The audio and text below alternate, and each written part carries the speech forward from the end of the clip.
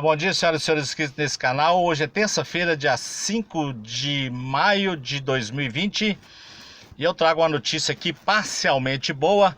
Não vou tirar o chapéu para essa magistrada aqui porque ela cometeu vários erros nesse processo por desconhecimento de causa e não saber exatamente o funcionamento desses aplicativos malditos. Vou levar a discussão aqui para o Ministério Público do Trabalho, essa sentença, porque ela contém diversos equívocos, data vênia, como dizem eles, né? Então aqui a sentença assinada dia 1º de abril, e não é mentira, assinada pela juíza, pela magistrada aqui, doutora Vânia Cavalcante de Oliveira, para quem eu vou parcialmente tirar o chapéu, vou cumprimentar porque ela deu danos morais de R$5.000 aqui para o motorista, que foi bloqueado na plataforma, tá certo? E ela não reconheceu o vínculo por desconhecimento de causa. A 8ª Vara do Trabalho de João Pessoa, na Paraíba, autor Richard Harrison de Lima Fernandes. Quer dizer, é nome de ator de Hollywood, né? Esses motores de aplicativo é brincadeira, hein? Richard Harrison. Aí vem o Lima Fernandes, o réu Uber do Brasil Tecnologia Limitada. Então veja bem, ela cometeu equívocos aqui que eu gostaria de rapidamente comentar, tá certo? E ela citou aqui, ó, através da lei 13.640 de março de 2018. Ou seja, eu entrei com o meu processo no final de 2015, ele foi julgado em 2016 e não existia nem essa lei aqui. Quer dizer, mais uma razão pela qual para justificar o fato de eu ter perdido. Eu perdi porque eles não sabiam nada e ainda poucos sabem sobre a atuação, a operação desses aplicativos, como é o caso dessa magistrada aqui. Essa lei foi regulamentada a atividade de transporte remunerado privado, individual de passageiros por aplicativo ou plataformas de comunicação em rede, introduzindo seu artigo 10º, no inciso 10º do artigo 4 da Lei 12.587/12, o conceito da atividade como serviço remunerado de transporte de passageiros não aberto ao público para a realização de viagens individualizadas. Aí tem uma série de exigências aqui, e a última exigência aqui é de inscrição do motorista. A lei colocou lá a inscrição do motorista como contribuinte individual no Instituto Nacional de Seguridade Social, INSS. Por causa dessa exigência aqui, ela entendeu o seguinte: essa exigência é esclarecedora, pois revela que o legislador, equivocadamente, acabou por fixar a condição de trabalhadores autônomos aos motoristas de aplicativo. Ou ela está interpretando a lei ao seu bel prazer, né? Então aqui eu não concordo com essa colocação dessa. Isso porque nos termos do artigo 11, inciso 5º, o contribuinte individual não é empregado, mas na verdade é a pessoa física que exerce por conta própria atividade econômica de natureza urbana com fins lucrativos ou não. Então assim, ela usou essa exigência aqui dessa lei e acabou por se confundir no meu entendimento, tá? Aqui classifica-se como um trabalhador autônomo que deve contribuir para a Previdência na condição de contribuinte individual. Aí depois ela vem aqui numa contradição aqui e diz o seguinte: isso porque o artigo 9º da CLT declara ser nulo de pleno direito todo ato ou contrato praticado com o objetivo de desvirtuar, impedir ou fraudar a aplicação dos direitos seletistas. Então ela está querendo dizer que esse contrato da Uber, ele vem aí para confundir e desvirtuar. Veja bem, aqui é o seguinte: diferença entre o contrato de emprego e o contrato de parceria. Aí surge essa dúvida: esse contrato é de emprego ou de parceria, né? Ou prestação de serviços autônomo. Uma vez que todos possuem, veja bem, aí ela reconhece que no contrato da Uber, né, todos possuem elementos harmonizáveis entre si, como a pessoalidade, a onerosidade, a não eventualidade, a não exclusividade, a possibilidade de rescisão do contrato, inclusive por justa causa, além de outras características comuns. Ou seja, ela reconhece os elementos do vínculo empregatício nesse contrato da Uber. Achei contraditória aqui a sentença dela aqui, tá? Particularmente.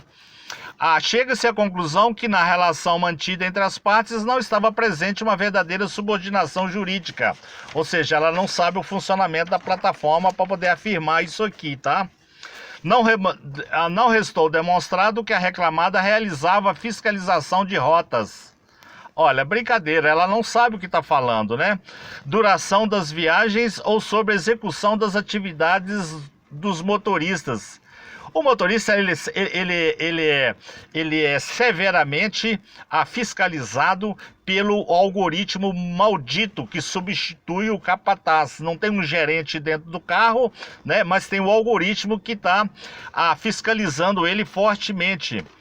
Aqui, tal autorização na relação mantida entre as partes revela a liberdade do motorista na prestação de serviços e a completa falta de subordinação jurídica. Aqui ela está falando porque o motorista deu o depoimento. Esse é o problema do depoimento do motorista, que às vezes ele mesmo dá um tiro no próprio pé, né? E a questão da testemunha. Então aqui ele falou que prestava serviço para outros aplicativos. Não tem problema você prestar serviço para outros aplicativos. Aí justamente por isso que eu concordo com as flexibilização das leis trabalhistas que foi feito lá no governo do Larápio do Temer, que permite você prestar serviços para 2 ou 3 empregadores, né? Evidentemente, sem que haja o comprometimento aí de confrontar os horários, né? Então, você pode trabalhar para alguém de manhã, de tarde e para outro à noite. Então, isso aqui, ela interpretou equivocadamente esse item aqui também. Aí depois ela fala aqui o seguinte: resta demonstrado, portanto, que o autor prestava serviços com autonomia. Não tem autonomia nenhuma, sem exclusividade, sem fiscalização. A fiscalização ela é total. O motorista dentro do carro, ele está fiscalizando o cliente está fiscalizando o motorista o tempo todo. E aí ele faz avaliação lá nas estrelinhas, ele manda e-mail, os comentários, e foi exatamente por causa de comentários malditos dos clientes que esse rapaz aqui foi excluído da plataforma. Então isso aqui está completamente equivocado. A direção ou ingerência do tomador de serviço. Aí fala que o motorista, inclusive, assumindo inclusive o ônus do empreendimento. Tais circunstâncias demonstram que o trabalho era autônomo por conta própria, não podendo ser reconhecida a relação de emprego que exige a presença de subordinação jurídica. A subordinação jurídica existe e ela aqui está completamente equivocada, essa magistrada aqui, tá? Isso aqui, ela está demonstrando desconhecimento, quer dizer, ela foi pelo que estava nos autos do processo, única e exclusivamente, e pelo depoimento, né? Pelo depoimento da testemunha, o que levou essa magistrada a cometer equívoco. Aqui, item 10, termos financeiros, ela fala o seguinte: a Uber, né, a reclamada, está isenta de todas as quaisquer responsabilidades, despesas, incluindo honorários advocatícios, danos, sanções, multas, contribuições para a Seguridade Social e tributos decorrentes ou relacionados com a prestação de serviço de transporte. Ou seja, a Uber não paga imposto sobre transporte de passageiro, paga sobre tecnologia, o que é um erro grave. Julga-se improcedente o pedido de ressarcimento dos gastos com manutenção e depreciação do veículo. Ela negou esse pedido aqui do motorista. Afirmou que aqui a plataforma maldita afirmou que o autor foi quem deu causa à rescisão contratual, que ele trabalhou mal, recebeu as avaliações dele estavam baixas, né? Reclamação de clientes, e sendo que aqui constava uma avaliação de 4,94, quer dizer, a plataforma maldita foi contraditória, né? E acabou aqui que por isso que a magistrada deu aqui o danos morais. Por outro lado, em seu depoimento, a preposta advogada da reclamada esclareceu que a rescisão contratual ocorreu por justa causa, em razão de avaliações negativas, mas ela não comprovou isso aqui. Então, no final, em função de não ter comprovado aqui o motivo do desligamento do motorista, não ter apresentado esses comentários maldosos e desavergonhados dos clientes, a juíza então determinou aqui o pagamento de R$5.000 de danos morais. A reclamada não se desincumbiu do ônus processual de demonstrar a alegada justa causa. Então, como ela não provou isso aqui, ela foi condenada. Para finalizar, a conduta praticada pela reclamada constitui ato ilícito capaz de autorizar sua responsabilidade civil. Data vênia, a empresa reclamada violou frontalmente os princípios da boa-fé objetiva e da probidade, nas quais deve pautar as relações jurídicas. Bom, então em função disso aqui, então o vídeo deu 10 minutos, mas é difícil aqui, são 21 laudas para poder comentar isso aqui, tá? Ela deu então R$5.000, deu R$5.000 de ganhos aqui a esse motorista que foi excluído injustamente, bloqueado injustamente na plataforma. Então essa juíza aqui, infelizmente, ela cometeu equívocos. Eu vou levar esse caso aqui para discussão no Ministério Público do Trabalho, tá? E tentar demonstrar para ela o contrário. Evidentemente que cabe recurso, eu acredito que o advogado vai, evidentemente, fazer o recurso em cima desses erros dela aqui, né? E eu cumprimento ela aí por ela ter dado o danos morais de R$5.000. Daqui a pouco eu volto aqui com uma decisão diferente, né?